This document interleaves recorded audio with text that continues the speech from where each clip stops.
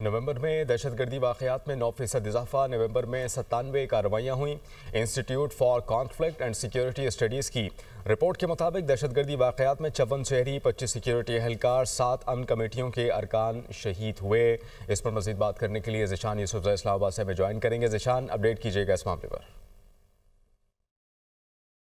वहाब, अगर हम दहशतगर्दों की कार्रवाइयों को देखें तो उनकी स्ट्रेटजी में हमें तब्दीली नज़र आ रही है और वो अभी सॉफ्ट टारगेट्स की तरफ जा रहे हैं और आम शहरियों को ज़्यादा निशाना बना रहे हैं। लेकिन दूसरी जानिब जो सिक्योरिटी फोर्सेस है उनकी कार्रवाई अभी ज़्यादा जो है एफिशिएंट हमें नज़र आ रही है और सिर्फ एक माह में तकरीबन 206 दहशतगर्दों को जो है वो जहन्नम हासिल किया है। ये नवंबर की मैं बात कर रहा हूँ। और इसके साथ साथ अगर साल 2025 की बात की जाए, जनवरी से नवंबर तक, तो ये 2015 के बाद दहशतगर्दों के लिए एक खूनरेज़ साल साबित हुआ है और इसी साल में सिर्फ तकरीबन 1940 दहशतगर्दों को जो है वो जहन्नम हासिल किया गया। तो दहशतगर्द जहां अपनी स्ट्रेटजी तब्दील कर रहे हैं, सॉफ्ट टारगेट्स की तरफ जा रहे हैं, वहीं पर सिक्योरिटी फोर्सेस की कार्रवाई अभी सख्त हुई है। नवंबर की अगर बात की जाए तो दहशतगर्दों ने जो है अपनी स्ट्रेटजी में भी तब्दीली लाई है कि खुदकुश जो धमाके उनकी जानिब बढ़े और सिर्फ नवंबर में 4 खुदकुश धमाके हुए। और अगर मैं आपके साथ तफसीलात शेयर करूँ तो अक्टूबर के मुकाबले में नवंबर में दहशतगर्दी में जो है वो तकरीबन 9% जो है हमें इजाफा देखने को मिला है।